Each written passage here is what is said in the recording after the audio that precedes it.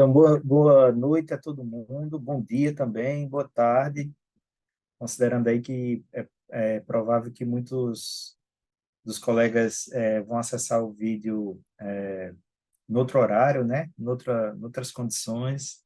A gente está aqui no segundo dia, no meu segundo dia, na verdade, é o terceiro dia de vocês, não é isso? Desse módulo de jornalismo investigativo e jornalismo ambiental. A Cátia Brasil tem dado uma contribuição muito boa do ponto de vista de segurança pessoal, digital, essas coisas. E eu estou aqui hoje com uma outra pauta, e aí eu vou, antes de começar, vou fazer novamente uma reserva, né, uma ressalva. Eu sei que muitos de vocês estão em territórios nos quais a pauta ambiental vamos dizer assim, muitas vezes a principal pauta. E que muitos de vocês já produzem conteúdos nesse sentido, né? E aí, por conta disso, parte do que eu vou fazer talvez seja aquela coisa do cair do chover no molhado. Mas, ao mesmo tempo, eu acho importante essa introdução, meio que para equalizar o entendimento, né, que a gente está tocando, está utilizando nessa experiência. Oi? Alguém falou alguma coisa? É, e a ideia basicamente é equalizar, né? Discutir alguns aspectos, porque a gente sabe que toda a problemática ambiental ela é muito atual, muito importante, ela está no centro, né, de nossas decisões como sociedades para o que vai acontecer no futuro, mas, ao mesmo tempo, em parte por ser uma novidade na história do jornalismo e também por conta da ação de muitas pessoas que são oportunistas, né?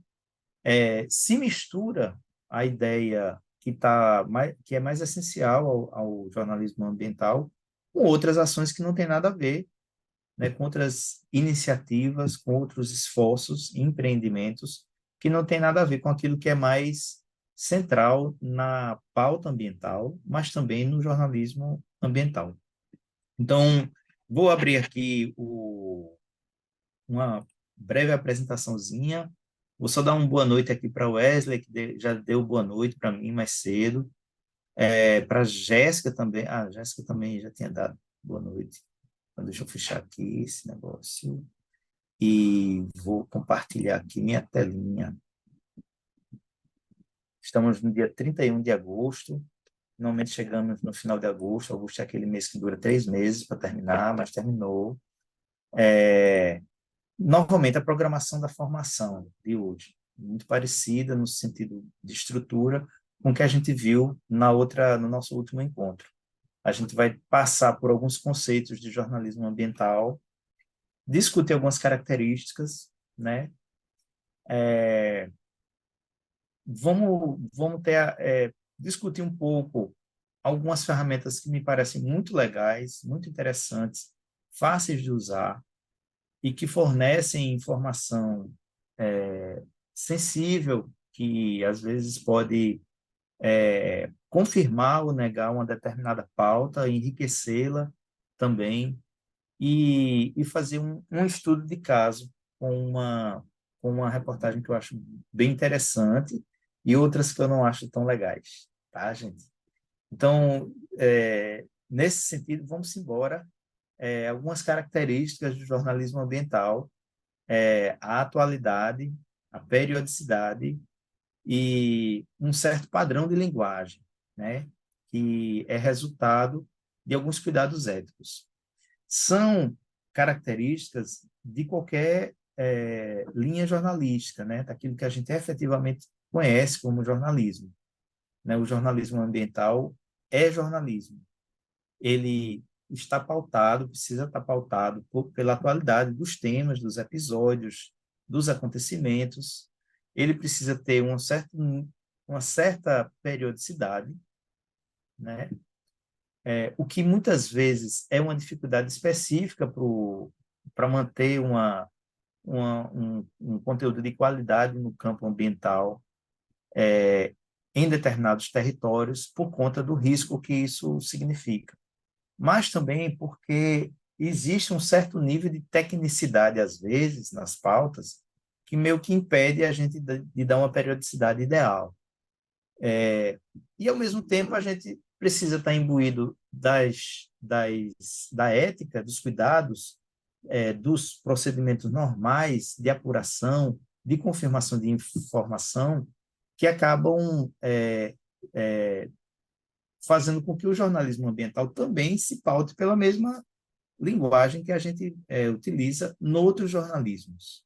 Né? Então, basicamente, o que eu estou querendo dizer é que o jornalismo ambiental tem as características mais básicas do jornalismo em geral. Né? A questão são os temas. Né? E aqui eu queria muito chamar a atenção, porque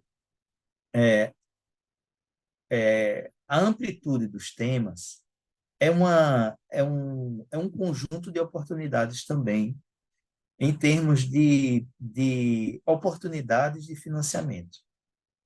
Muitas vezes, uma perspectiva mais superficial do jornalismo ambiental se concentra nas consequências e nos efeitos, né, nas causas da devastação ambiental.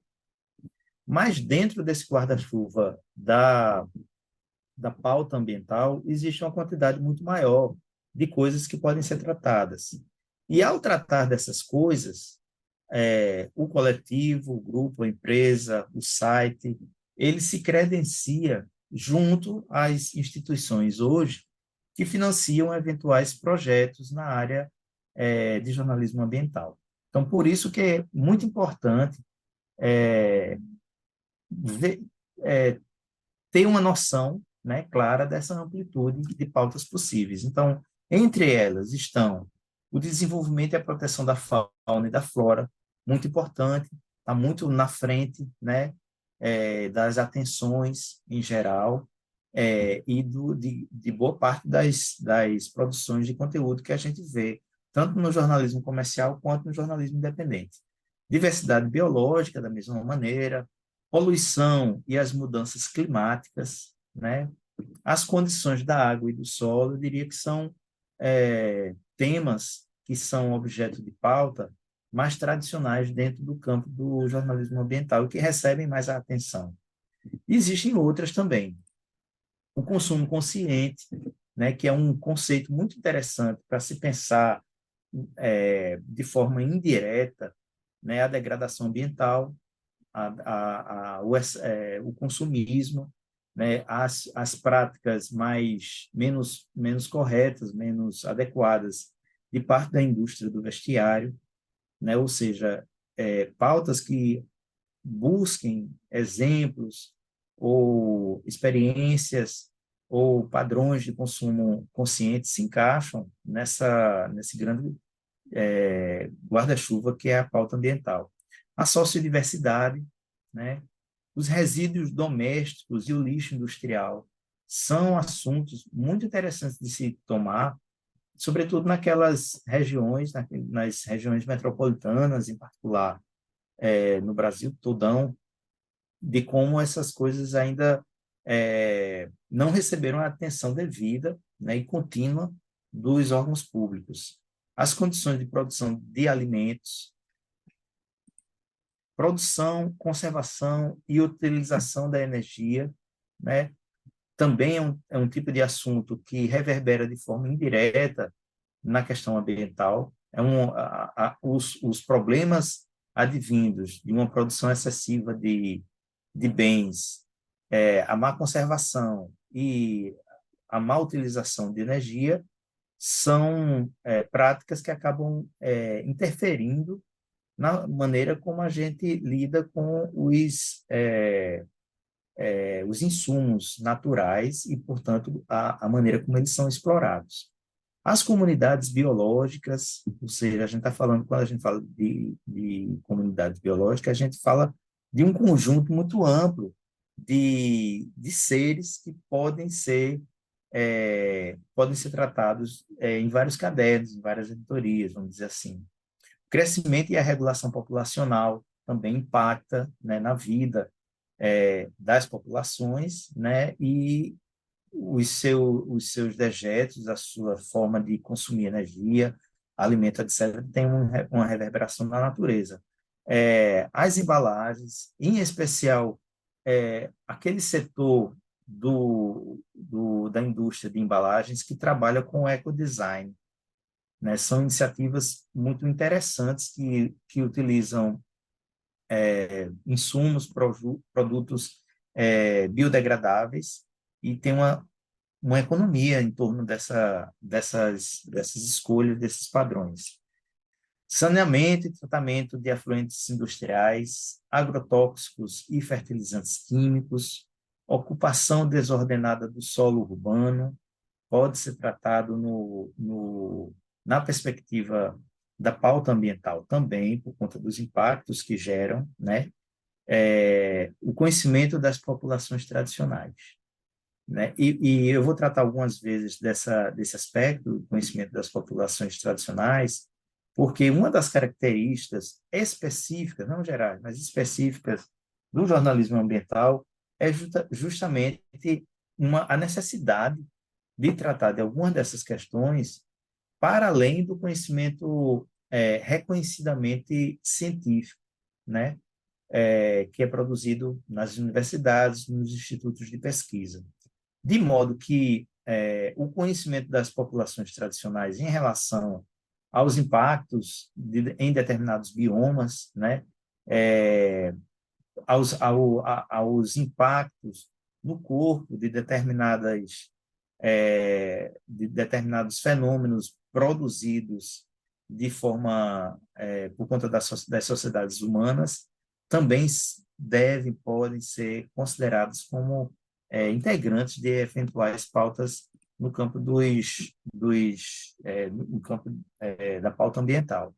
E aí uma coisa interessante de observar é que, assim como eu falei agora há pouco, o jornalismo e a comunicação ambiental, elas são campos multi e interdisciplinares. O que é que isso significa dizer? Significa dizer que, por um lado, o conjunto de problemas, de episódios, de fenômenos que podem ser considerados dentro das pautas ambientais, elas dificilmente, só de uma maneira mais ou menos artificial, é que a gente trata elas somente do ponto de vista econômico, ou somente do ponto de vista político, ou somente do ponto de vista da ocupação e do uso do solo, enfim. Em geral, esses problemas, eles atingem diversas áreas do conhecimento e também diversas editorias. Então, por um lado, né, esse primeiro lado que eu estou falando para vocês, há uma certa dificuldade, inclusive do próprio jornalismo tradicional, comercial, lidar com essas questões, porque elas são multidisciplinares, ou seja, elas são se relacionam a diversas áreas de conhecimento, e essas áreas de conhecimento, no jornalismo, elas são totalmente separadas, né? Uma área de conhecimento é a economia, as coisas que estão relacionadas à economia estão ali naquela caixinha. Outras coisas estão relacionadas à vida urbana, né? As questões mais relacionadas à vivência nos espaços urbanos. Outra área tem a ver com saúde. E a pauta ambiental, às vezes, a pauta, ela envolve diversas dessas editorias. Daí a necessidade de ter uma perspectiva de olhar para essas coisas que não é fácil de incorporar, né? Porque é justamente essa perspectiva que considera diversas áreas de conhecimento, diversas disciplinas. É um exercício diário, na verdade, né, dos jornalistas e das pessoas em geral, eu diria, para encarar a pauta ambiental na sua totalidade, porque nos lança um desafio de pensar uma relação com a natureza que seja de outra ordem, né? Que seja mais complexa, né? Que seja tratada de forma mais complexa. O meio físico e o meio biológico, eles estão integrados também. E essa integração gera problemas que são desafiadores, porque são muito amplas. Nós somos uma sociedade, né, uma sociedade super complexa, cheia de desafios, de problemas, de violências, né, de coisas belas, coisas feias, e a gente, como sociedade, nós temos algumas culturas, e a gente costuma associar as culturas diferentes e separadas da natureza, né? A pauta ambiental exige que a gente perceba as coisas de uma maneira diferente, né? Exige que a gente considere que a nossa sociedade, os seus problemas culturais, as suas características culturais, elas são constrangidas por condições naturais. Mas não só isso, assim, aquilo que nós temos também de belo e de limitações tem suas correspondências com o mundo natural. Ou seja, é uma dificuldade que, na verdade, é difícil de transpor por conta da maneira como a gente se organizou como sociedade. Então, esses são desafios importantes para se considerar ao lidar com determinadas pautas, que dificilmente se encaixam só como uma pauta econômica, ou só como uma pauta do avanço científico, ou só como uma pauta de degradação ambiental. Gente, eu estou falando aqui como homem da cobra. Por favor, me interfiram, me interrompam. Se for necessário, se aparecer alguma dúvida, algum comentário para fazer. Vanessa levantou a mão aí. Só fazer um comentário rapidinho, Lula, em relação a uma coisa que você comentou no comecinho, de que aqui na nossa, pelo menos na região amazônica, a gente tem a tendência de cobrir pautas ambientais, né? Mas eu lembrei de um levantamento que o Observatório da Imprensa fez, não lembro se 2020 ou 2021 agora, mas ele fez um levantamento, pelo menos aqui com os veículos de comunicação de Roraima, e o único veículo de comunicação de Roraima que tinha uma editoria de meio ambiente era o Correio do Lavrado, uma coisa que eu nem sabia, né? Porque assim, a questão era justamente essa, já numa região, na região amazônica que é, tem a tendência de falar muito sobre o meio ambiente, né? Os jornais não estão alinhados a isso, né? Não tem uma editoria específica para meio ambiente. Por mais que o Correio não cubra, não, a gente não consegue cobrir tanto o meio ambiente quanto a gente gostaria, mas assim, só o fato de ter ali uma editoria de meio ambiente já é um diferencial, né? E aí eu fiquei pensando nisso, né? Se nos outros estados tem isso aí também, de veículos não terem uma editoria específica para o meio ambiente. Acho que os colegas também podem comentar um pouco sobre isso. Seria ótimo, Vanessa. Panorama, né, nos Obrigado estados. pelo comentário. E aí, pessoal, quem é que pode falar um pouquinho aí do seu contexto sobre a existência de editorias específicas para tratar dessas questões? É, então, aqui em Manaus, que digamos assim, é, é a maior metrópole, né, da região amazônica, né? Nós temos um contexto em que os grandes jornais mais tradicionais daqui estão, que eram os impressos, né, principalmente os impressos como carro-chefe até alguns anos atrás, a gente já viu isso inclusive em outra aula, que isso está em decadência. Mas de fato já tem um tempo que o meio ambiente ele é algo que fica de lado. É claro que nós temos a Amazônia Real, né, que é uma grande referência para a gente aqui, mas nos meios tradicionais a gente vê uma limitação. O próprio Amazonas atual, com o Valmir, que tem participado aqui também dos cursos, eu vejo que ele oferece nas colunas um espaço para um pesquisador, que é até um padre, ele é pesquisador da questão do saneamento da água, e que ele traz contribuições muito importantes. Já entrevistei ele uma vez, mas assim, são exceções dentro dessas pessoas que a gente está vendo aqui, né? Se a gente for observar como um todo, assim, também é muito escasso. Eu confesso que é difícil de visualizar. No jornal A Crítica eu vejo um movimento muito de alguns repórteres mais jovens, interessados na pauta, que, assim, por iniciativa própria mesmo, né, engajam e tentam repercutir, mas fora isso, realmente, principalmente nas grandes mídias, nas TVs, então nem se fala, né? Se a gente for falar aqui, por exemplo, de um grande fato, de dois grandes fatos relacionados a aspectos ambientais, que são BR-319, aqui no Amazonas, e exploração de potássio em Altazes, a mídia assim, editorialmente claramente favorável à exploração de ambos os empreendimentos. Não tem nenhum tipo de questionamento, nenhuma contrapartida ambiental nos discursos e nas narrativas, né? Então, é uma situação bem complicada mesmo aqui, falando de Manaus, que é a maior metrópole, né?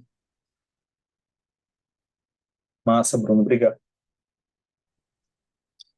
Mais alguém? Obrigado, Paulo. Valmir, então, nós não temos no Amazonas atual uma editoria de meio ambiente, né?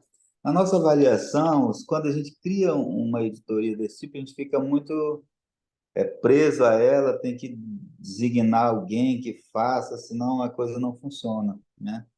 Mas eu considero que a gente tem feito uma cobertura não específica de meio ambiente, mas incluído o meio ambiente na cobertura jornalística diária, né?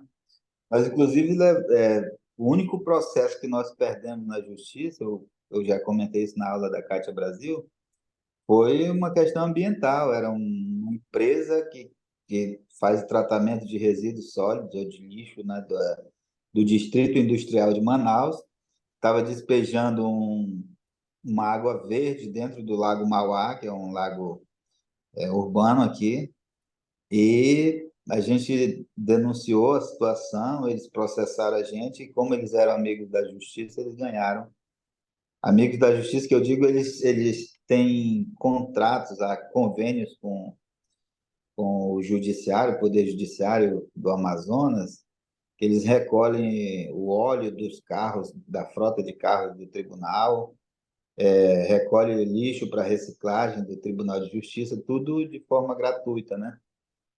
Então, essa empresa certamente pesou na decisão judicial, porque a nossa matéria não tinha erro e nós fomos condenados por, por danos morais. A empresa ganhou uma ação por danos morais contra nós, né? Mas a gente faz uma cobertura na medida do tamanho das nossas pernas também. Por exemplo, nós escrevemos um editorial criticando o documento de Belém agora, com a participação do presidente Lula, ali com os presidentes dos países da Amazônia, né? Fizemos uma crítica a esse documento que, na nossa opinião, não traz grandes avanços nessa questão da proteção ambiental da Amazônia, né? E temos feito, por exemplo, a cobertura da exploração do garimpo, a gente faz na medida que a gente pode, né? Então, não tem uma coisa específica, mas a gente está, agora, inclusive, nós estamos já demos uma série de matérias sobre a questão dos flutuantes, que nós temos aqui o Tarumanhaçu, que é um rio afluente do Rio Negro, né, e que é bem próximo aqui da estação de captação de água de Manaus, e esse é um lago que foi invadido por flutuantes. Muitos são para lazer, mas tem pessoas morando também, são mais de 900 flutuantes nesse lago. E tem uma decisão judicial para retirar esses flutuantes. Isso é uma pauta ambiental, é porque muitas vezes a gente pensa na cobertura ambiental como uma coisa da floresta, da proteção da floresta e tudo mais. Mas não, tem muita coisa que a gente cobre no dia a dia e que muitas vezes passa despercebido como uma pauta ambiental, né? É isso. Boa, Valmir. Obrigado. Mais Eu alguém, queria gente? falar também. Dale, Eu. Viviane. Tá me ouvindo? Ou sim. Então, assim, aqui na minha região são tantas questões, são tantas que eu fico ouvindo as pautas e eu tenho vivido tantas situações desde que o portal foi fundado e, assim, selecionando, né, tudo que a gente passou aqui. Nós temos uma questão muito séria, que é a grilagem de terras. O Estado tem muita terra que ainda não é ocupada, então nós temos todo um esquema, né, uma máfia de grileiros que toma posse da terra, depois entra no governo do Estado com documentação para dizer que é posseiro daquela terra há mais de 20 anos. Enfim, tem toda uma máfia, né, e que algumas pessoas muito poderosas por trás. Então, a gente não encara, eu não tenho estrutura para encarar. A gente faz algumas denúncias assim circunstanciais para evitar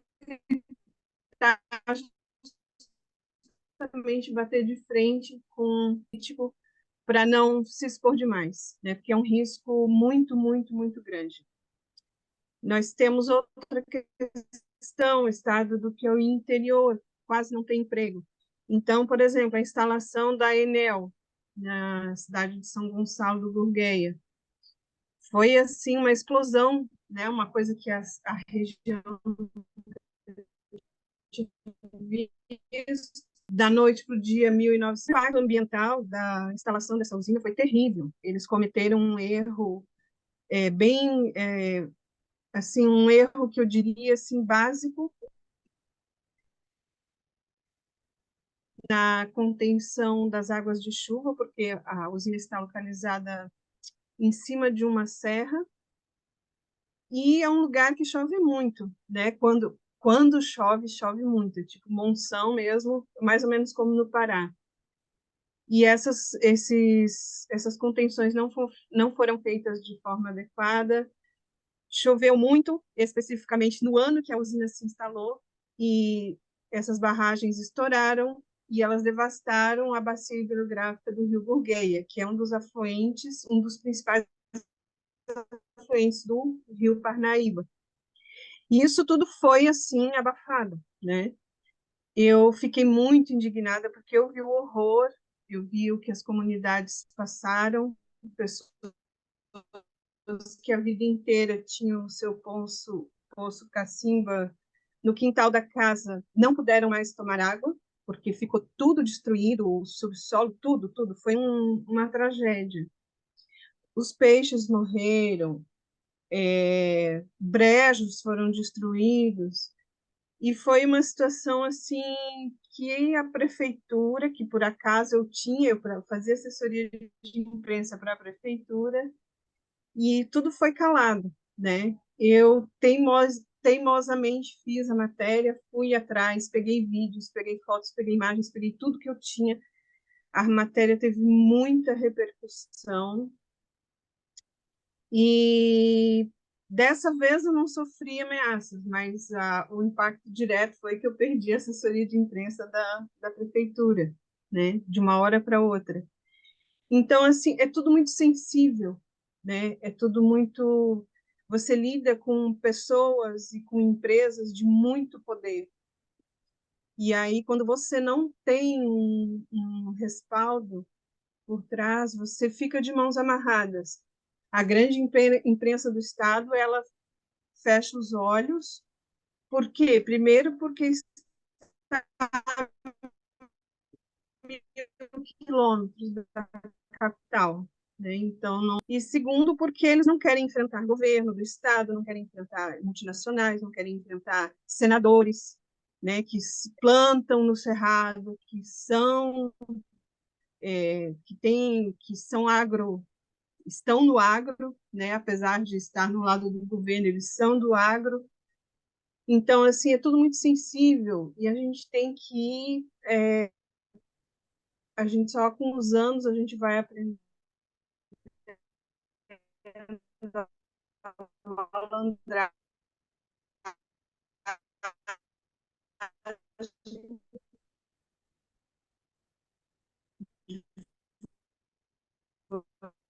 sem informar, sem expor diretamente, mas que denuncie, que muito, eu não mais. E é isso, gente. O meio ambiente é um desafio, porque o meio ambiente, infelizmente, para qualquer governante, é uma pedra no sapato. Eles pensam dessa forma. né? Raras exceções. Mas para o poder público, a gente vê que a postura é: temos que fazer alguma coisa, porque temos que fazer alguma coisa, porque tem gente fiscalizando, porque tem imprensa, mas medidas que isso pode ser o gestor mais consciente, né? Ele enfrenta os próprios aliados a dificuldade. Tá certo? Era isso. Obrigado, Viviane. É difícil, eu sei, e imagino que seja muito difícil, e muitas vezes dá aquele desânimo de você ter tudo pronto ali, tudo bonitinho, que dá uma boa matéria, né? E não ter a segurança de colocar para fora, né? De produzir e fazer ela circular.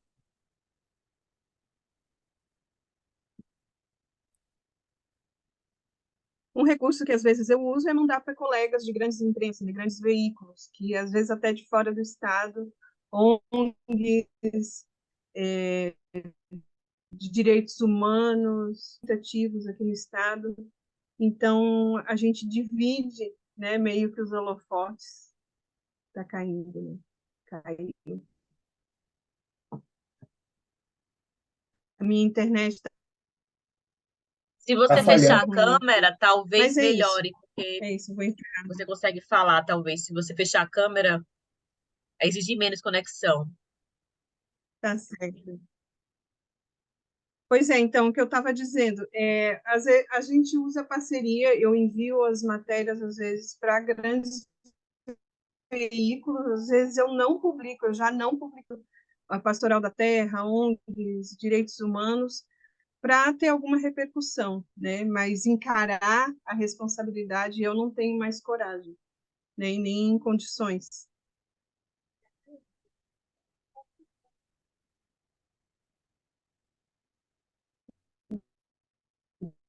Então, é É, isso. Viviane, deu um pouquinho de corte, assim, nessa última fala tua. A gente vai seguindo aqui. Alguém queria falar mais alguma coisa, gente? Dar mais algum painel aí de como tá? Bom, continuando aí com algumas especificidades, o jornalismo ambiental super precisa e usa, tem vários recursos de tecnologia, mas não dá para se seduzir pelo progresso técnico, nem pelo aumento, que em geral não é distribuído do PIB, né? Há uma especificidade em relação a engajamento, né? É um engajamento que em geral, quem está envolvido diretamente e de forma mais vertical, mais concentrada, mais focada em pautas ambientais, tem uma compreensão de que sem ambiente, né? Sem os ecossistemas, sem a diversidade biológica, os biomas, não existe cidade, não existe emprego, não existe nada. Então, o engajamento, ele, no meu entender, ele é muito de ordem mesmo de entender filosoficamente que não dá para viver sem a natureza, né? Parece ser bem óbvio, né? Mas não parece que não cabe na cabeça de muitos governantes e de muitos empresários. Então, chegar aqui para um conceito de jornalismo ambiental também, muito no sentido da gente discutir essas coisas, né? Ver até que ponto essas conceituações elas funcionam, servem.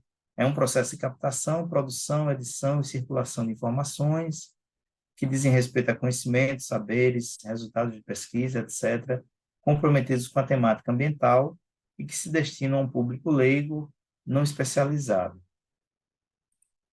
E aí tem as funções do jornalismo ambiental, né, que eu acho que são talvez mais importantes ou talvez mais evidentes ainda do que o jornalismo em geral. É claro que tem a função de informar, né, a função mais básica, mas tem uma função pedagógica mesmo. Boa parte da nossa sociedade, inclusive por conta do processo colonial,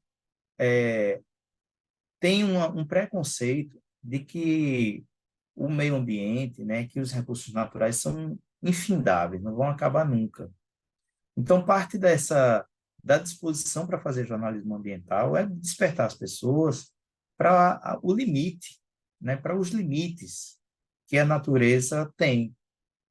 É muito interessante observar que a exploração sem fim, sem cuidado, né, a exploração descuidada, violenta da natureza, em muitos aspectos, pode ser associada às explorações que são feitas do universo feminino, né? Da mesma forma que os colonizadores tratavam a natureza, se consolidou na nossa sociedade a maneira de se tratar as mulheres, de forma violenta, de forma... isso é mais patente ainda nas relações abusivas, né? De exploração até o limite da saúde mental, às vezes. Então, essa função pedagógica, ela passa por uma compreensão de que boa parte da nossa sociedade entende a natureza como um recurso que não tem fim, portanto, vai além da função informativa mesmo. A gente precisa explicitar as causas e soluções dos problemas ambientais. Parte importante da academia é um aliado interessante nesse objetivo, né? Assim como também os técnicos e todo um conjunto de militantes das organizações sociais, e identificar caminhos, né, que envolvem cidadãos, envolvem a sociedade civil, organizada ou desorganizada, os governos e a iniciativa privada também. Então, essa é uma das funções do jornalismo ambiental. Temos uma função política também, como jornalistas ambientais, no sentido de instigar a mobilização dos grupos que são atingidos pelos desequilíbrios ambientais. E aí, nesse sentido, a gente sabe bem que toda a condição atual de aquecimento global, de desequilíbrio nos biomas, né, de transformação de biomas para outras coisas, né, outros formatos, outros tipos, que todo o conjunto de eventos extremos que nós vamos enfrentar nos próximos anos, e já estamos enfrentando, eles atingem primeiro, de forma mais cruel, né, as populações periféricas, em todos os lugares. Então, aqui na faixa litorânea do país, na Zona Norte, na região Norte, em todas as regiões, quem sofre primeiro com o desequilíbrio ambiental e os efeitos disso são as populações periféricas. Então, é muito interessante pensar as pautas ambientais que possam ser compreendidas por uma faixa da população, por essa faixa da população.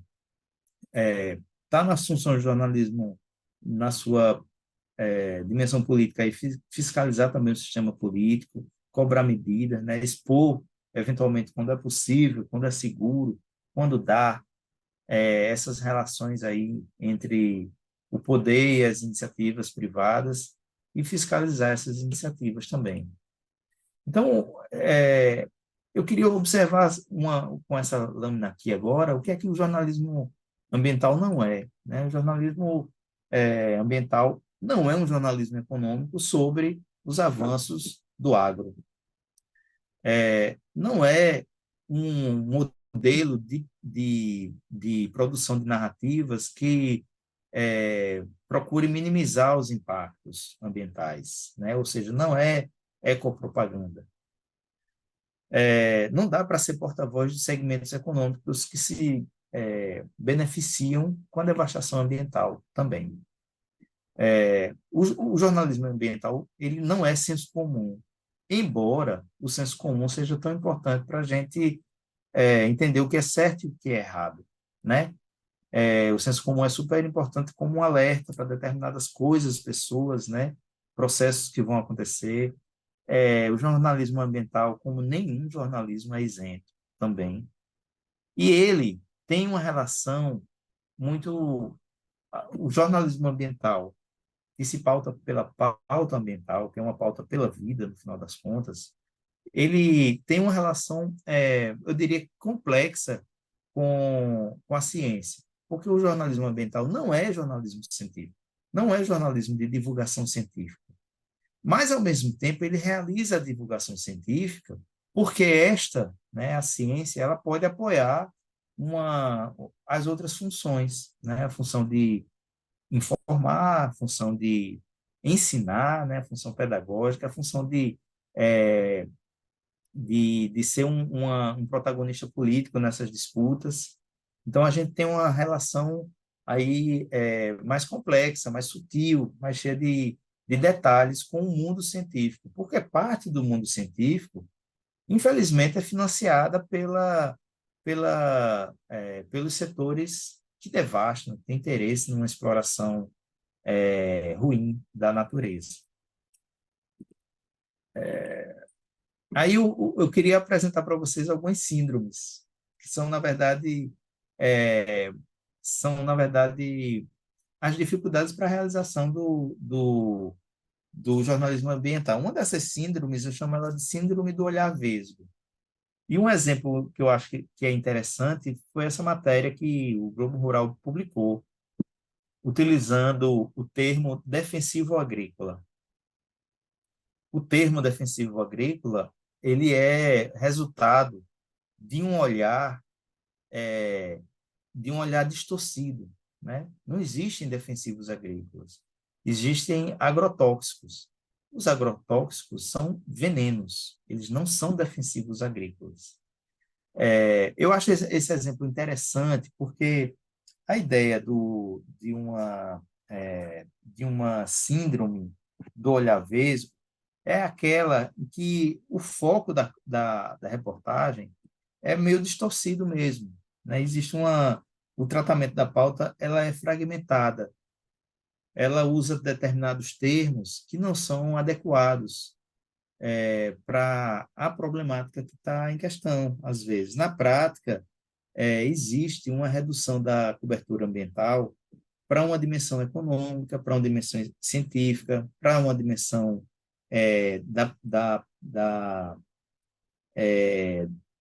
da realização de um determinado político, né? E o risco com isso é a desinformação, né? Então, a síndrome do olhar vesgo é uma síndrome que chama as coisas por nomes equivocados, trata de forma segmentada, né?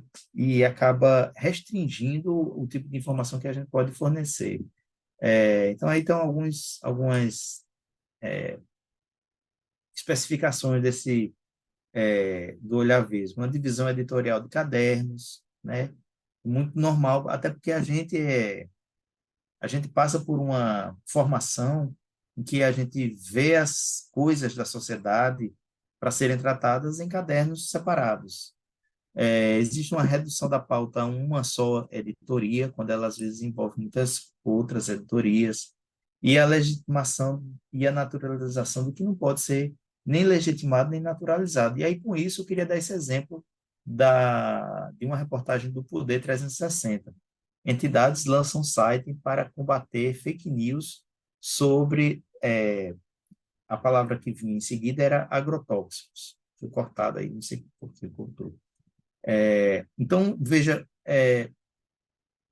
a reportagem, ela naturaliza, né, um engodo que foi plantado ali pelas pessoas, pelas empresas que mobilizaram esse site para combater fake news. Na verdade, o que eles chamam de fake news sobre os agrotóxicos são as denúncias sobre a liberação sem precedentes que aconteceram nos últimos anos dos governos Bolsonaro, dos anos do governo Bolsonaro. Esse tipo de naturalização, esse tipo de falta de problematização, de legitimação, também tem a ver com essa síndrome do olhar vesgo, que impede que o jornalismo ambiental seja efetivamente realizado. Uma outra síndrome é a síndrome do muro alto.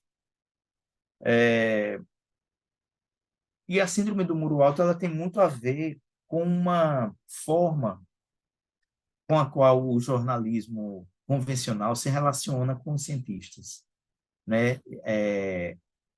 Muitas vezes o padrão da racionalidade científica coloca um muro ali que estabelece o que é a verdade, né? Estabelece o que é legítimo, o que é conhecimento legítimo, e, e acaba impedindo que se tenha uma percepção de outros saberes, mas também a percepção de como é que o cidadão comum pode sofrer ou vai encarar algumas dessas mobilizações, algumas dessas ações de setores econômicos que exploram o ambiente, o meio ambiente de uma maneira geral. E aí mais um exemplozinho aí do Globo Rural, defensivos agrícolas, Yara, criada em 65, hoje tem mais de 80 produtos, entre fungicidas, herbicidas, inseticidas, biológicos, acaricidas e produtos especiais. É uma matéria sobre uma empresa específica, né? A matéria todinha é pontuada por esse olhar, né, que legitima pela ciência uma coisa que não é defensivo agrícola, é veneno. Outras expressões aí da pauta dessa síndrome, a vertente técnica e empresarial é superior e é tratada de forma superior e prioritária, tem uma desqualificação grande de outras visões, né, de visões mais abrangentes das questões, um respaldo das perspectivas e empreendimentos das elites que exploram o meio ambiente. Aí, acho que um exemplo muito até dramático é esse trabalho que o Estadão fez. Você vai lá no Tudo sobre Energia Eólica e é fácil de encontrar, inclusive é um conteúdo do Estadão que está aberto.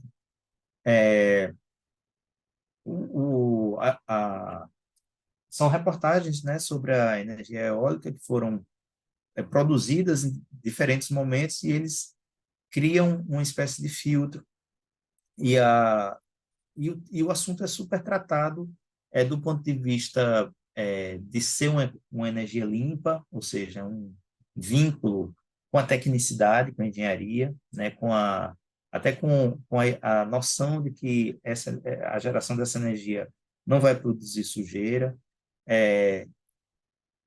As pautas mencionam, às vezes, a geração de empregos, mencionam a participação das universidades no desenvolvimento das engines dos ventiladores, trata de tudo, menos do impacto ambiental que essa forma de geração de energia produz.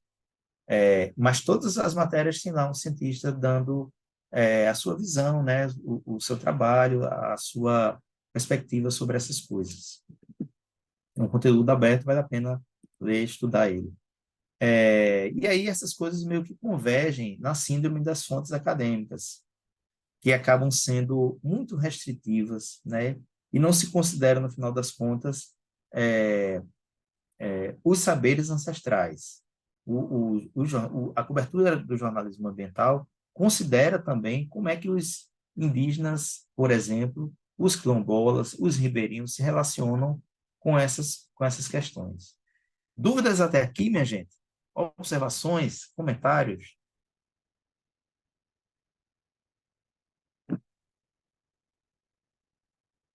Se não tiver, eu queria passar para algumas ferramentas. Pode ser que alguém já conheça essas ferramentas, porque ganharam notoriedade nos últimos anos, inclusive por conta de Bolsonaro, né? Bolsonaro fez... Oi, alguém levantou a mão aí? Foi Vanessa. Diga lá, Isso. Vanessa. Não, é só que essa questão da energia, no ano passado eu trabalhei numa organização não governamental que tratava de energias renováveis aqui em Roraima, e mesmo as pessoas que estão envolvidas nessa área ainda não têm muita noção dos efeitos, né, da energia eólica, da energia solar. Então, assim, foi uma coisa que eu, como assessora de comunicação, que estava ali no caso, eu perguntava, que eu já tinha essa preocupação, e às vezes o meu chefe assim dizia, não, não tem. Eu falei, tá, mas o que vai ser feito se a gente colocar? Assim, foi instalada uma usina de energia solar numa comunidade indígena no sul, a região sul de Roraima, né? Que era uma ideia. O que que vai acontecer? Primeiro que vão roçar aquela parte ali, né? Já vai ter uma questão ambiental ali de degradação.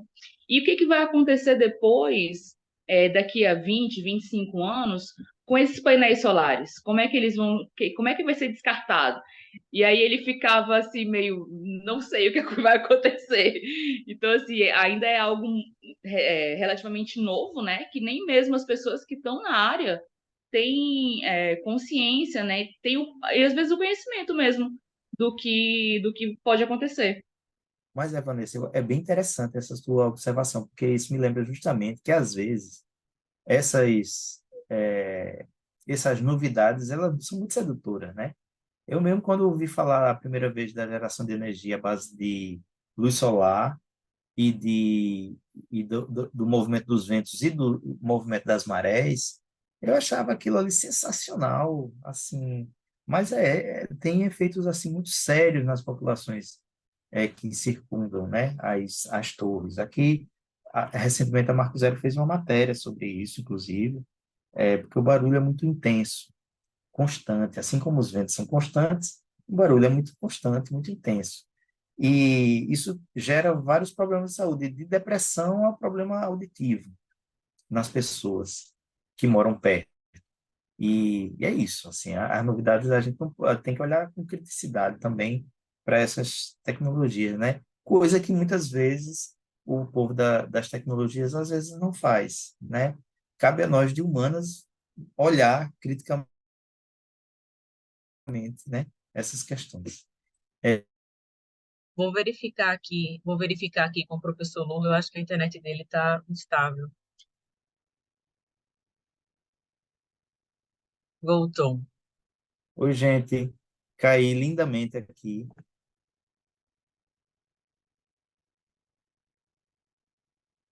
Vocês estão aí? Todo mundo está me ouvindo? Sim, sim, Então, vou rodar de Sim, novo, tá? Vou rodar de novo o vídeo. Se eventualmente eu cair, pode ser que seja por conta do problema de junta aqui na internet da universidade. E aí eu vou colocar o link no chat e aí cada um ouve e a gente comenta daqui a pouco, tá bom?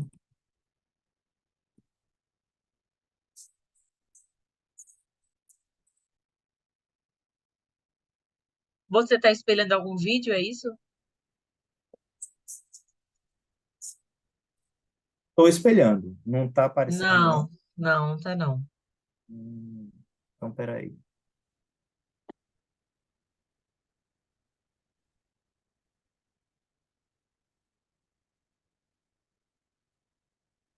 Agora sim, só que não tem áudio.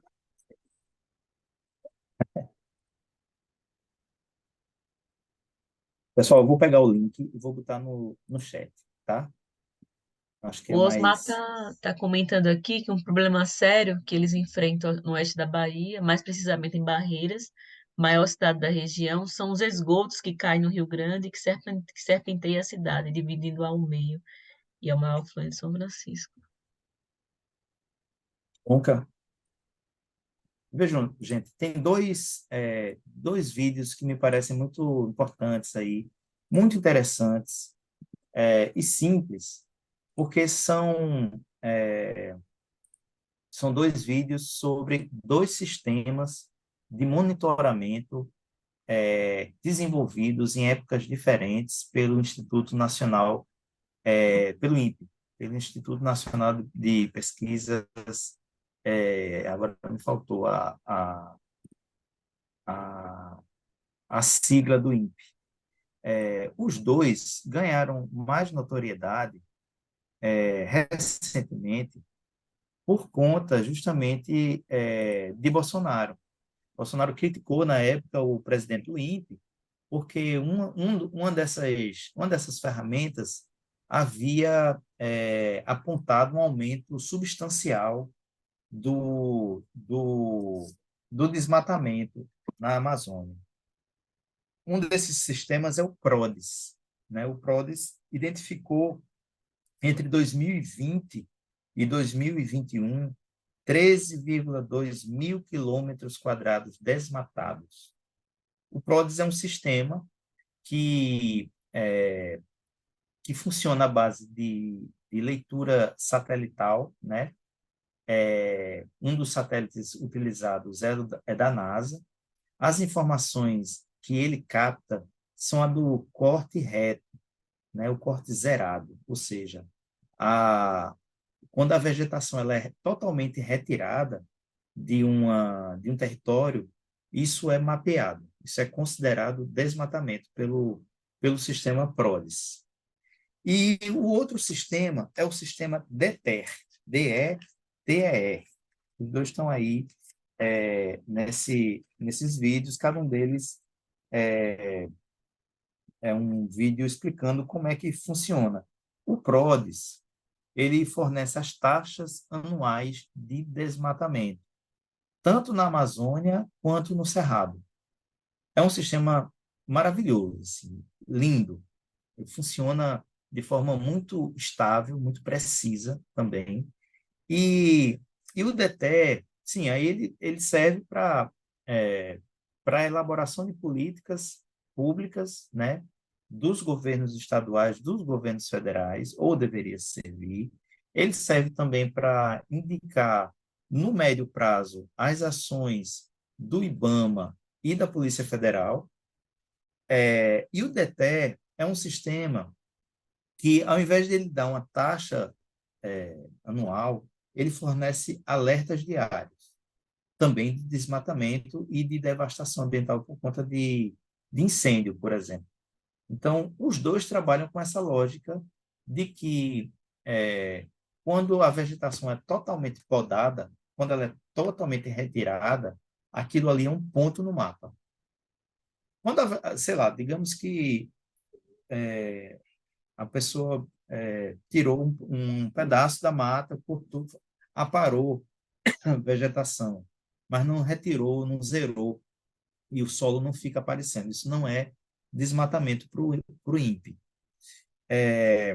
E aí são duas taxas, na verdade. Se você observar bem, o PRODES fornece uma taxa anual e o DETER fornece taxas contínuas.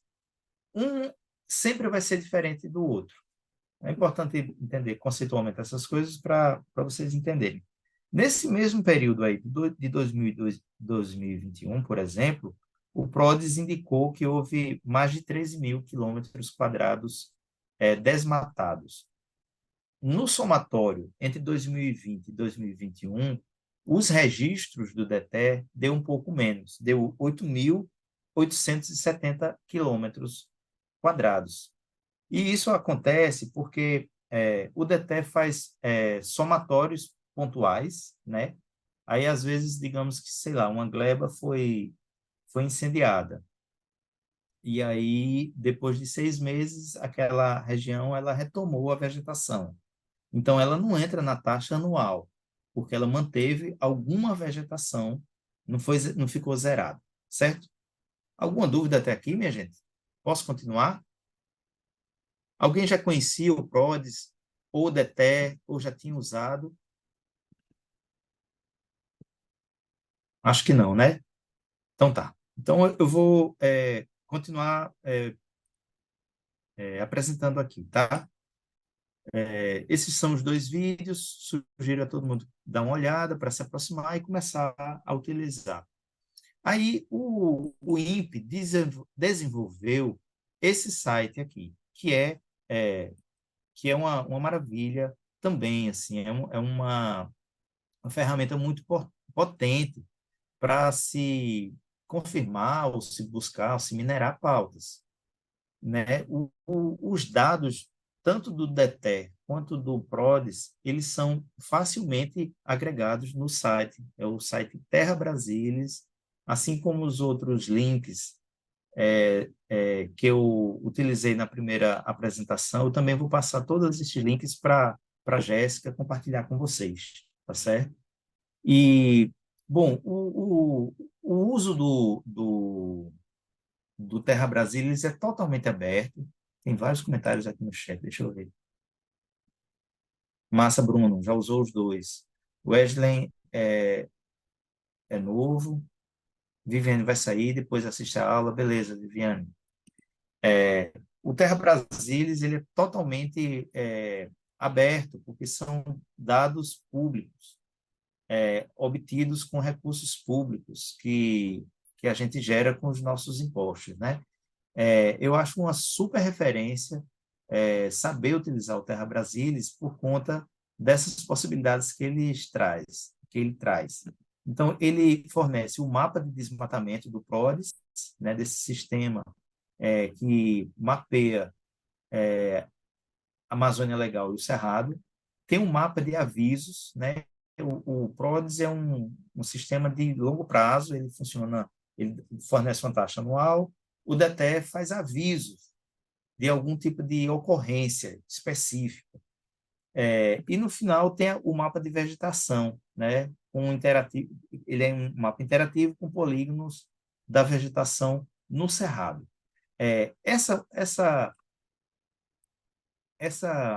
outra parte aqui do DETER, uma dúvida, minha gente, eu estou com aquela abinha das janelas do Zoom. Ela aparece para vocês? Ó, eu estou mexendo nela, só para ter uma... Sim, Aparece.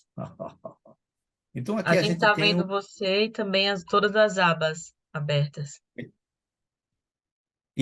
Tá bom. Bom, aí aqui, quando você acessa aquele link do PRODES, que eu mostrei lá atrás, você tem como primeira interface o mapa do Brasil todo, já que ele é coberto pelo o sistema PRODES, ele vale para o Brasil todo, especificamente para a Amazônia e para o Cerrado. E aqui a gente tem a possibilidade de verificar o desmatamento e os avisos do DETER. A gente pode também identificar, cadê? Cadê, meu Deus? Não sei o que tá aqui. A gente pode também procurar por uma área específica. Então, digamos que você tenha a longitude e a latitude de uma determinada localidade que você queira saber qual foi a taxa de desmatamento. E também especificar qual é o período que você quer saber para aquela região.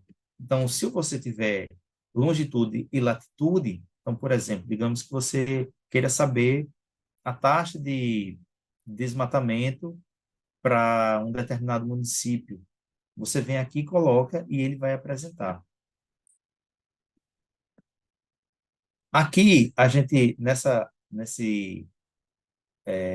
nesse mapinha aqui que indica as camadas, é possível indicar quais mapas, né, quais camadas de mapas a gente precisa utilizar. E, por fim, é possível, desculpa, é possível fazer a aproximação indicando que regiões você quer ter uma aproximação, certo? Por fim, está carregando aqui, ele indica as regiões. Então, digamos, não sei porque não está ativo, eu tenho a impressão que isso tem a ver com a minha internet aqui. Você pode especificar a área que você está buscando informação do desmatamento para a Amazônia, para o Cerrado, Caatinga, Pantanal, Mata Atlântica, para o Pampa e para a região da Amazônia Legal. Nessa aba daqui, né, você vem aqui nos 3 pontinhos.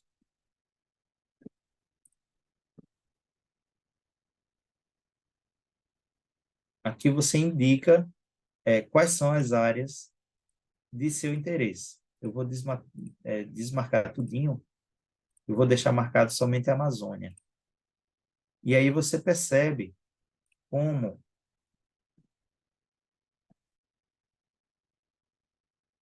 o mapa muda, né? Ele fica concentrado com as informações que são identificadas na Amazônia, especificamente na Amazônia.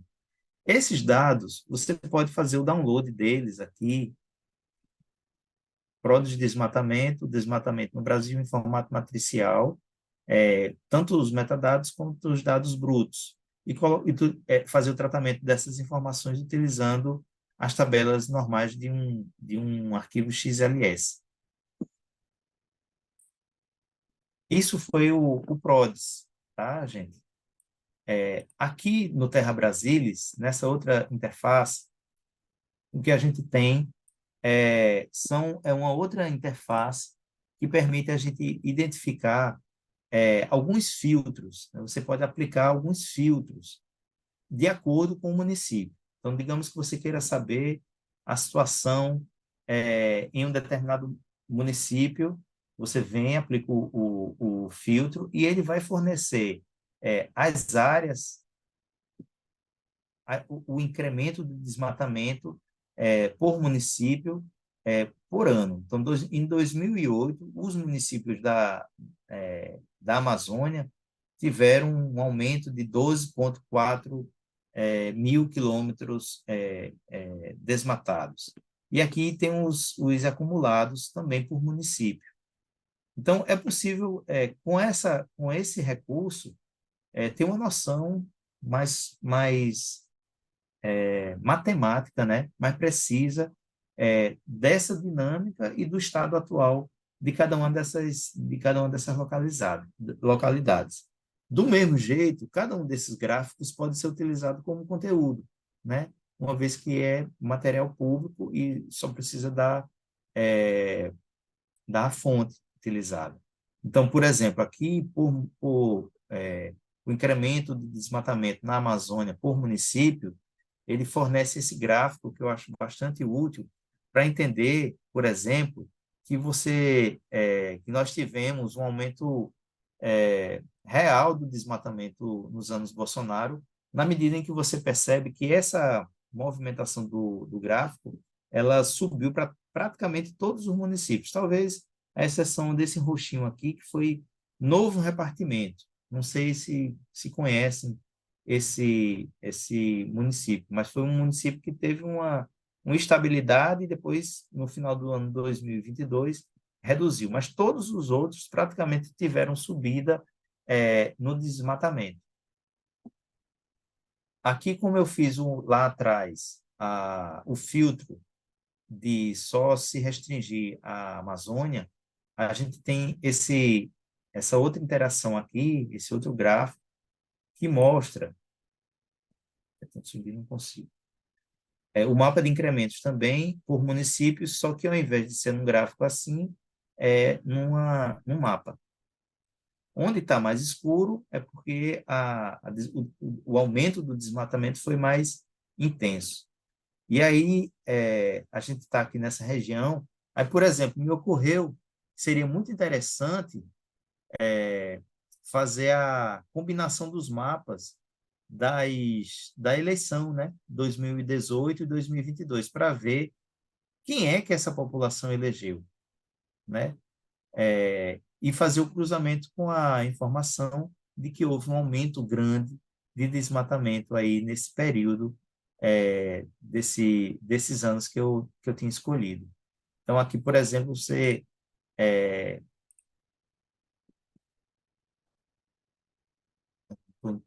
não sei porque ele não está selecionando, porque na verdade era para a gente selecionar e mudar aqui a denominação do município.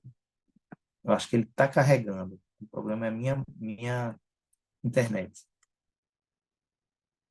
Então, é possível fazer esse levantamento por municípios, por estados, aí vai demorar um pouquinho, mas é até rápido. Ele dá os dados por estados, por unidades de conservação,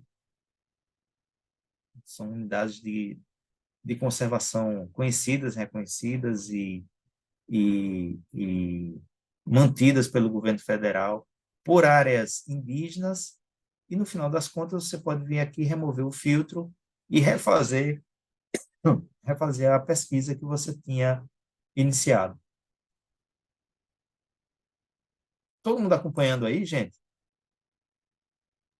Sim, pelo menos para mim está aparecendo. E para vocês, Tá. pessoal?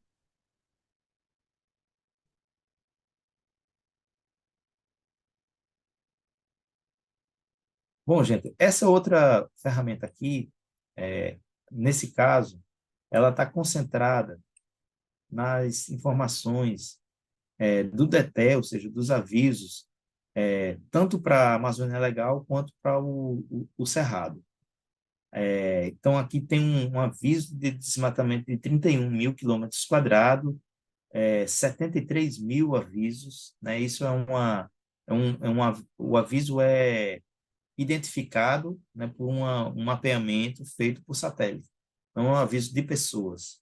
E aqui a gente pode ver também a variação mensal de área de projeto do DETER, né? Maio e junho teve um aumento considerável, tradicionalmente, né, porque aqui a gente vê que nesse gráfico estão plotadas informações de mais de um ano. Então, os amarelinhos, os mais antigos, 2017, 2018, até o mais vermelho, que é 2023 até 2024. Essas informações aqui mostram que os meses de abril, maio e junho são os conhecidos meses de incêndio, né? Utilizados para a redução da cobertura ambiental, utilizando essa prática da queimada. E aqui a gente tem também a possibilidade de fazer, ter um gráfico de pizzas de distribuição desse número total aqui, de 31 mil quilômetros, por estados, mostrando essa distribuição. Quem menos desmatou nesse período aí foi o Pará. Quem mais desmatou aqui foi o Maranhão, 6 mil quilômetros de avisos, né? Foram objeto de algum tipo de aviso de desmatamento. E aqui a área por anos. Esse conjunto de informações precisam ser analisados com aquele cuidado, né?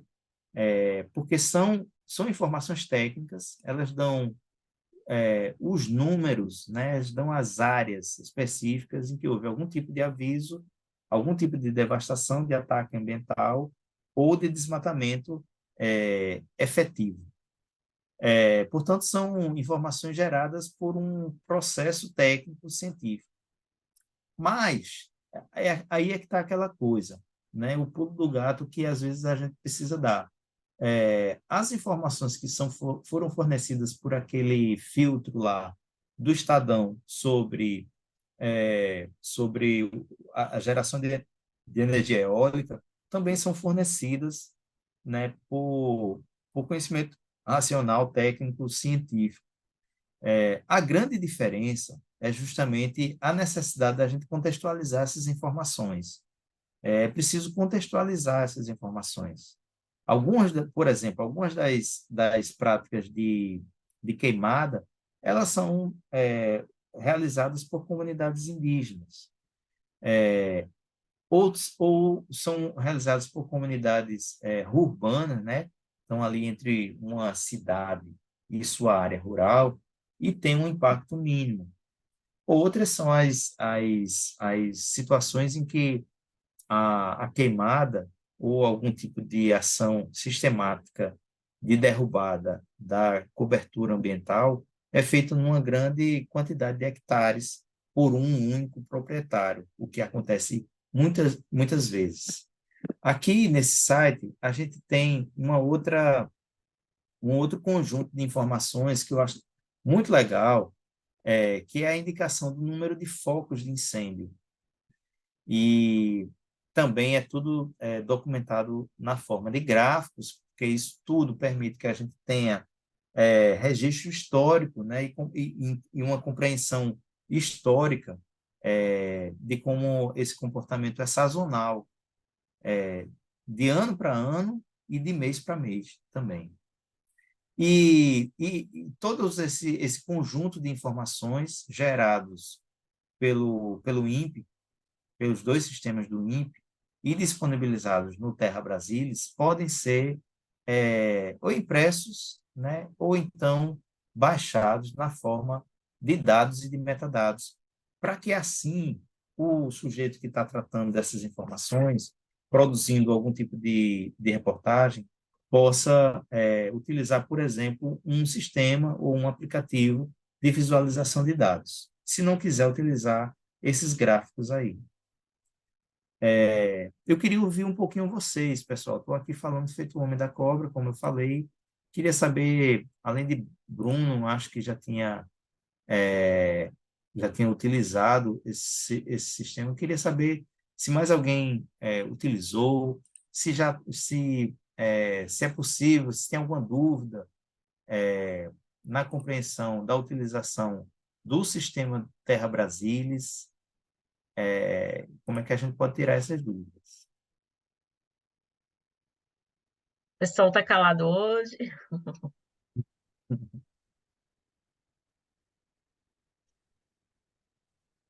Bueno, eu vou fazer o seguinte, eu vou pegar esses links e já colocar também no chat, porque aí permite que todo mundo possa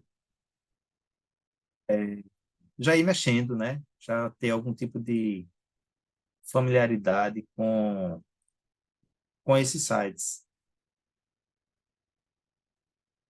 Massa, Osmar, obrigado aí pela, pela fala. Acaba que todos esses recursos, eles também, assim como aqueles que nós tratamos no nosso último encontro, eles também precisam de uma certa curva de aprendizado, né? Também precisam passar por aquele processo de experimentar, acertar, testar de novo, identificar, por exemplo, tá aí um bom exercício, identificar o município onde você está, se ele está mapeado, se ele tem registro, se ele tem alertas de incêndio, né, e fazer o monitoramento disso é muito interessante. Se não é possível, por exemplo, como eu acho que foi Viviane que falou, aliás, acho que foi Vanessa que falou, não, foi Viviane que saiu, né, mais cedo.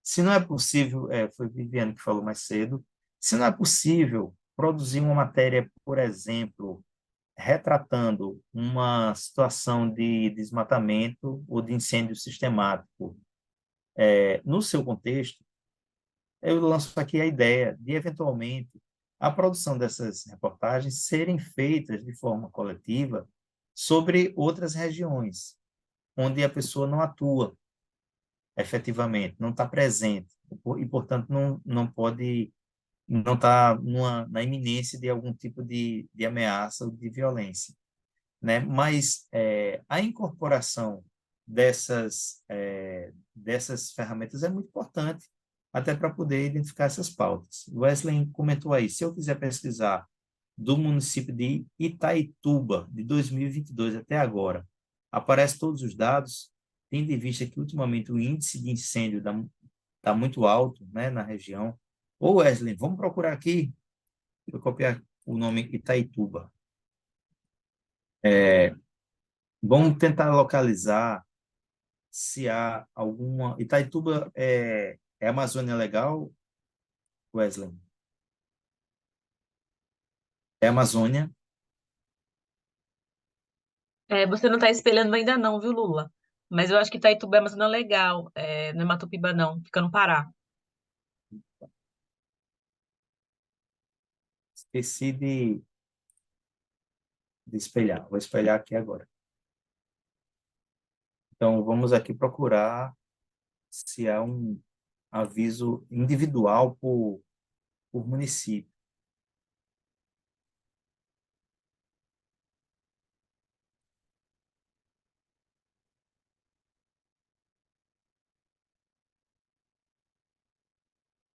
Itaituba, está mapeado.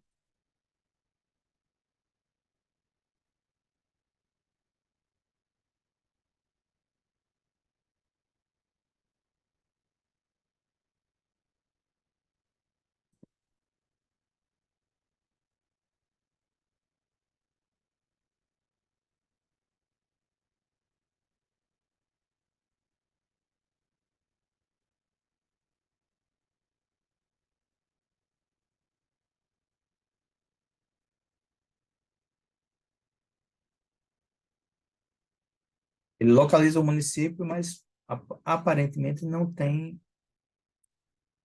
ele não mostra o mapeamento. Ele está tentando mostrar, aparece aqui, ó. Não sei por que não aparece. Deixa eu ver. Aqui, Taituba. É, Itaituba tem 2.422,23 quilômetros quadrados de incremento de, de desmatamento, certo? Tentar entender o que é que significa esse dado.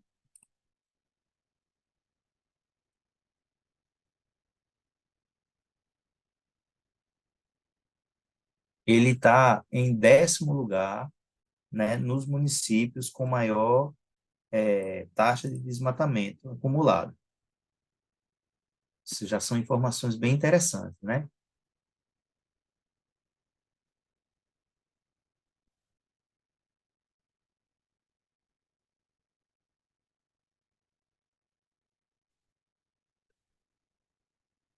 Procurando aqui, tá? É interessante que aparece um município aqui com um nome semelhante, com as taxas de desmatamento justamente em vários anos, mas não apareceu o município dele.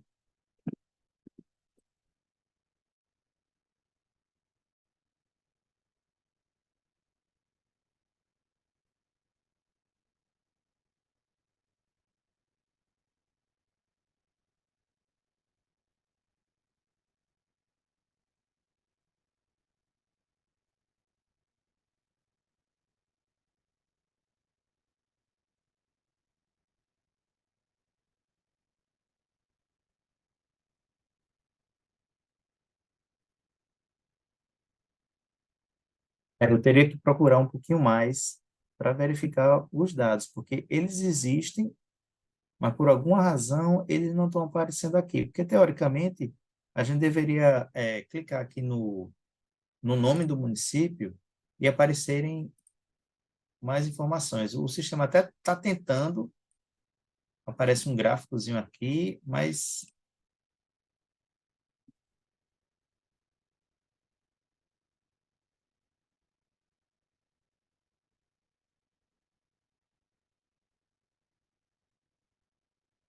pronto, eu acho que é isso aqui.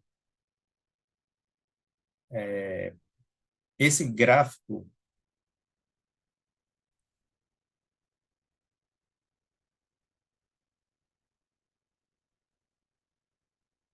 esse gráfico aqui à esquerda, a gente está com o município de Itaituba sinalizado, né? Ele está selecionado. E esse gráfico aqui, à esquerda, com os quadros, com as colunas amarelas, pelo que eu estou entendendo, são referentes justamente ao município de Itaituba. Se a gente seleciona todos os municípios, o gráfico à esquerda está mudando aí, ó, porque ele começa a somar, né, o desmatamento de todos esses municípios. Se eu deixar somente Itaituba, o gráfico correspondente vai ser aquele que se refere ao comportamento lá na cidade. Então, eu acho que é um conjunto de informações bem interessante. O mapeamento vai desde 2008 até 2022. Isso é um incremento do desmatamento no município, né, e se refere à área de quilômetros quadrados, ou seja, 2008, por exemplo, foram 170 quilômetros quadrados. O somatório dessas coisas, né, de todos esses anos, vai dar em 2.422 quilômetros desmatados. Isso corresponde a 2% do município, 2,08% do município.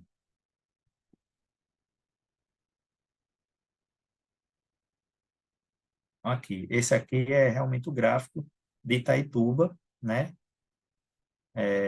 Um crescimento absurdo desde 2018, né? Pós-golpe, né? Pós-golpe, maior ainda até 2021, de 2021 até 2022, curiosamente houve uma queda. O município está aqui, ó, Esse é o município de Itaituba, 2.422 quilômetros quadrados. E aqui está o comportamento, é isso. É porque o sistema ele demora um pouquinho para aparecer. E aqui está o comportamento, né, do desmatamento desde 2008.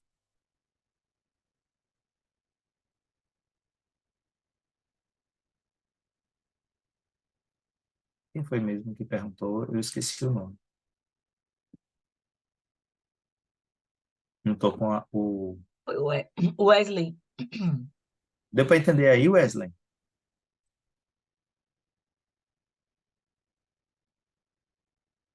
Ele está falando deu sim. Valeu.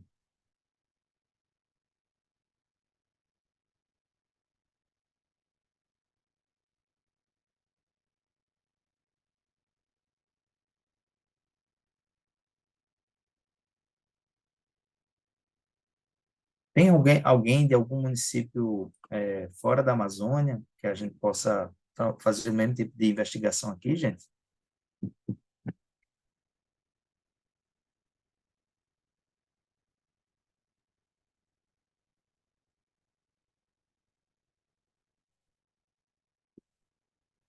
Se a gente for por áreas indígenas, o que a gente tem aqui do lado esquerdo, nas colunas amarelinhas, é o somatório de todas essas áreas, porque elas estão todas selecionadas. À medida que eu vou retirando, né, eu vou editando e aplicando filtros, aí é, o que aparece aqui é relativo somente ao que está selecionado. No caso, essa área indígena Apiteréua ela tem esse comportamento e teve essa evolução desde 2008 também. Aqui está o gráfico, aqui tem a terra indígena Peteréua, 455,83 quilômetros quadrados. Dá muito pano para manga esse conjunto de informações. Barreiras, vamos procurar barreiras.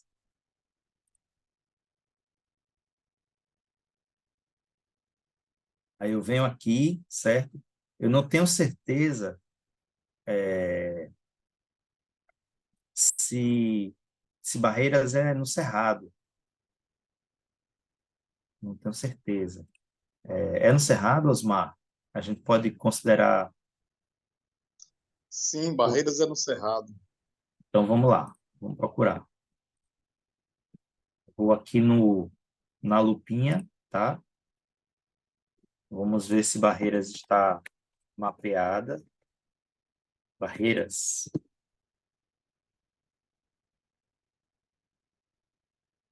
Não está, aparentemente. Certo isso. Cerrado. Agora. Estava faltando eu mudar o filtro lá da região.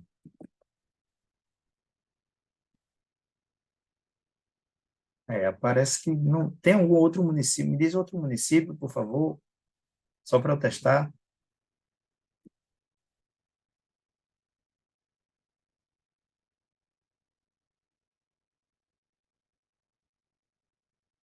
Ô, Lula, vê a nossa Oi. cidade Como Ariquemes, em Rondônia. Ariquemes. Rondônia. Ah, é Rondônia.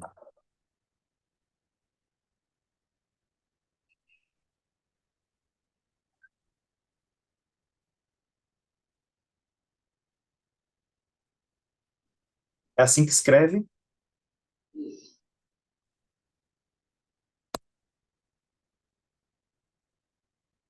Está aparecendo. Ah, eu tenho que clicar em municípios, né? Aí ele muda o filtro. Ariquemes.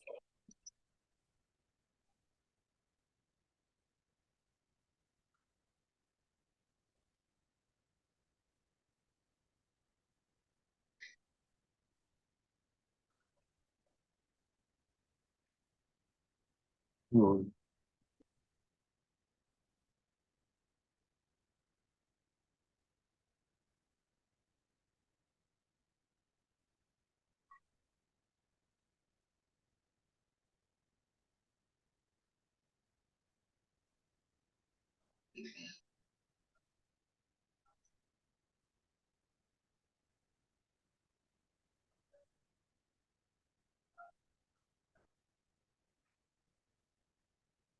Barreiras, agora.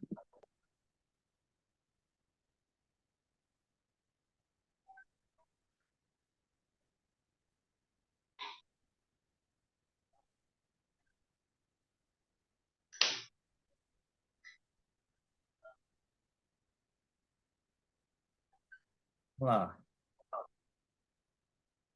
Barreiras. Deixa eu ver como é que eu tiro isso daqui.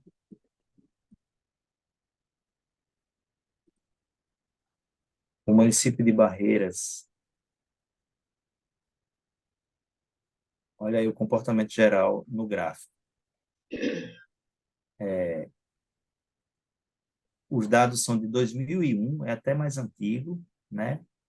Ele teve uma manutenção mais ou menos equilibrada até 2010. 2010 dá uma subida grande, e aí nos anos 2014 até 2022 oscila um bocado, ou seja, oscila para baixo, inclusive, né? Houve uma redução do desmatamento. E aí, em 2022, tem esse pulo aqui, quase se equiparando aos anos iniciais da década passada. O incremento do desmatamento acumulado, tá? O incremento do desmatamento acumulado nesse período, de 2001 até 2022, em Barreiras, foi de 2.076,10 quilômetros quadrados. Isso é mais ou menos 0,69, 0,7% da região do município, da área do município. E esse aqui é o comportamento. Ó. Nos anos iniciais em que começou a medir, o desmatamento ele estava mais ou menos estabilizado, né? Dá uma subida, depois dá uma descida, sobe muito nos anos 2011, desce até 2014, oscila novamente de 2014 até 2020, e aí dá uma explosão em 2022, que é aquilo que está representado naquele outro gráfico. Aqui a gente tem o mapa do, do município, você pode até diminuir aqui a distância, né, para saber exatamente onde ele estava, onde é que ele está.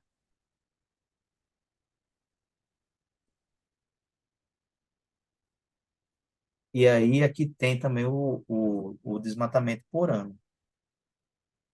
Dá muito pano para manga, hein, minha gente?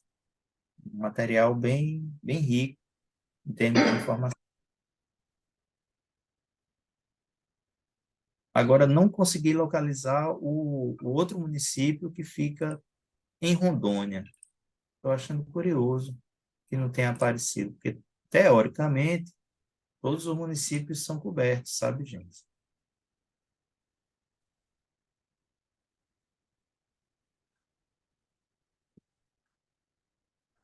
É Ariquemes, né? Agora foi.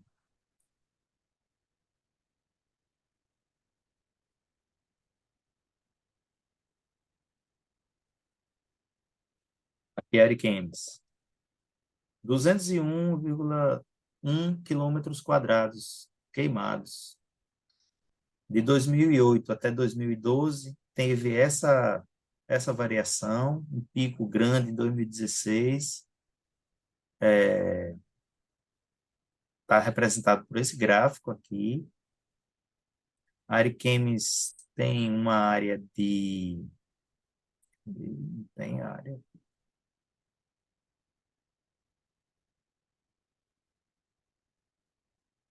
perto de Alto Paraíso, né? Divisa. Divisa, né?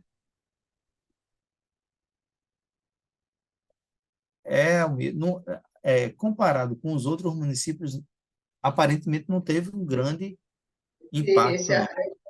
temos aí, aqui na nossa, onde eu estou aqui, é a cidade que tem o maior garimpo de céu aberto do planeta. Aqui na Garimpo, cidade. O garimpo. maior planeta é aqui. Céu aberto. Casterita. Então, seria muito interessante, de repente, ver o mapa geográfico, né? O mapa com as fotos dos satélites, né? Se É, tivesse para ter uma noção. Agora, o PRODES não dá essa informação visual, entendeu, Almir? Ele é. dá essas taxas aí que a gente está vendo, mas eu posso procurar. Eu tenho curiosidade de saber,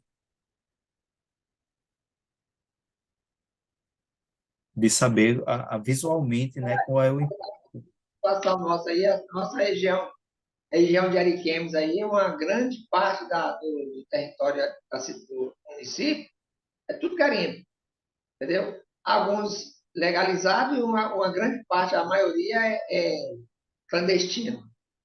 Entendi. Dentro das próprios proprietários que têm as terras, eles lá eles garimpam dentro da terra deles. Eu acho que valia a pena. Eu vou dar uma busca para ver se tem alguma funcionalidade em algum recurso do INPE, né, que forneça visualmente e de forma geolocalizada, ou seja, indique como se deslocar para lá, né, com longitude e latitude, que seria interessante isso, né, É, para poder mapear novos garimpos, por exemplo, novas áreas de garimpo, ou áreas de garimpo que estão inutilizadas, que deixaram de ser usadas. aqui também na nossa região, que é a Sim. Ariquemes, está tendo muita represa de criação de peixe, tambaqui. E está sendo um dos maiores produtores de peixe, tambaqui, aqui da região norte. Está sendo aqui na cidade de Ariquemes. Então, isso aí está sendo muito explorado. Então, fazendo represas, muitas represas, muitas represas. E agora também está chegando agora aqui já, já tem uma grande quantidade já de soja, milho, aqui na região nossa. Então realmente, Almir, vale a pena você ficar monitorando aí, usando o PRODES e usando o DETER. São dois recursos que podem ajudar muito, como você viu, é super fácil. O sistema, às vezes, ele dá uma parada, assim, porque eu imagino que seja carregando os dados, porque são muitos dados utilizados, né? É uma, Vou é dar uma mandar o link, aí eu vou dar uma olhadinha pelo link. maravilha, maravilha. Vou colocar aqui novamente no chat meu e-mail, porque se quiser tirar dúvida, a gente pode ver junto aí, me disponho sim a fazer isso, tá certo? Isso aqui é meu e-mail para essas coisas, né, gente? Podem entrar em contato, fico à disposição.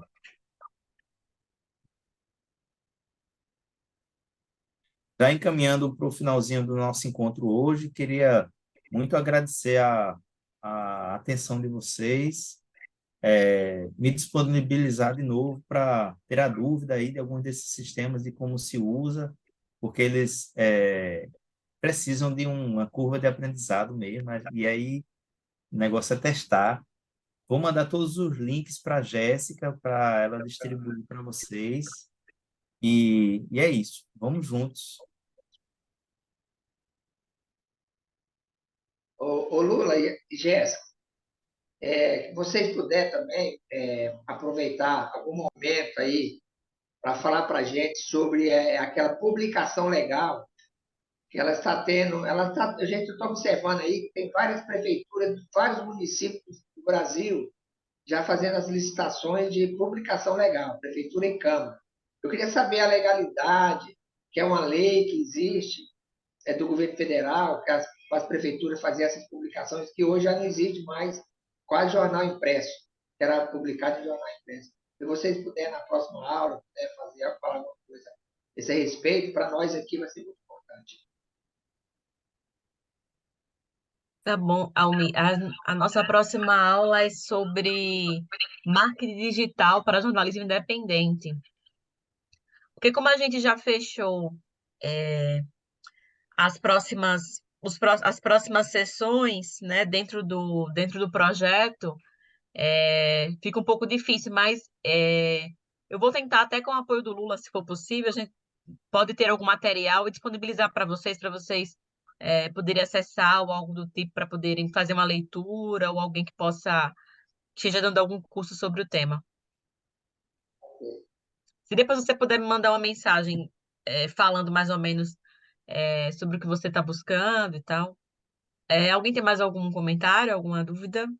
Um comentário meio que bobo, mas assim, o que eu observei, segundo a palavra, a conversa do Lula, é que me parece que o fator administrativo político nacional tem muita influência no desmatamento. Eu diria que sim, Osmar, com certeza. E é interessante observar isso, sim, porque acaba que o fato de ter oscilações tão grandes, né, no índice de desmatamento é sinal de que as políticas dependem do mandatário. E não deveria ser assim. Essas políticas públicas elas deveriam ter o tipo de autonomia, inclusive, que o Banco Central conseguiu, né? Já que é tão essencial que a gente tenha a possibilidade de preservar os biomas, é muito importante que as políticas públicas desenvolvidas pelos ministérios correspondentes, pelo IBAMA, as ações direcionadas, elas não dependessem, né, da liberalização ou do cuidado que um governante da vez tenha, né? E é isso, é uma observação que faz muito sentido. Infelizmente faz sentido. Valmir está com o microfone aberto, vai falar alguma coisa? Eu ia falar, não sei se fala, Fale, fale mas sim, seu olha, espaço democrático. Uhum. é assim, a gente tem hoje um senador que está, desde meados do governo Bolsonaro, ele tentava emplacar uma CPI das ONGs na Amazônia, né? Plínio Valério. E aí conseguiu, ele é o presidente dessa CPI, é um cara que está fazendo um trabalho de perseguição mesmo das ONGs, né? Que trabalham com o meio ambiente, com o discurso de que as ONGs são financiadas por organismos internacionais que têm interesse na Amazônia, que o dinheiro ninguém sabe como é que é gasto e que não sei o quê. No entanto, é um cara que defende o garimpo ilegal, é um cara que não diz nada sobre essas questões mais críticas, né, que acontecem na Amazônia. Defende a exploração do potássio aqui na região de Altazes, que é próximo de Manaus. Então, defende o avanço do capital financeiro, não, do capital privado sobre os recursos naturais e minerais da Amazônia, né? Com o discurso de que precisa desenvolver, como se o desenvolvimento da Amazônia fosse possível para todos, né? O cara vem aqui, explora os recursos minerais, não deixa nada, fica só a miséria. Sempre foi assim, desde a borracha, da exploração da borracha, e a gente vê isso hoje com a questão do gás, né? Da questão do petróleo. Construir um gasoduto Quari-Manaus, que é o município de Quari, fica a mais de 500 quilômetros de Manaus. Então, com a promessa de que ia melhorar a vida de todo mundo com a chegada do gás, e até hoje o gás só serve para a indústria, nem como combustível para carro ele pegou, né? Hoje a gente nem vê mais, o governo chegou até a dar incentivo para que as pessoas trocassem o combustível do carro para gás e não deu muito certo esse projeto. E a gente não tem nenhum resultado prático do gás. Tinha as termoelétricas que funcionavam a gás e agora elas estão como depois do que o sistema de energia de Manaus foi interligado ao sistema nacional, essas termoelétricas a gás funcionam apenas quando há um problema de energia e tudo mais. Então, na verdade, e a gente paga aqui uma das energias mais caras do Brasil, em Manaus. Manaus é uma cidade quente, não se vive, não é possível trabalhar em Manaus sem ar-condicionado e a energia é muito cara mesmo, né?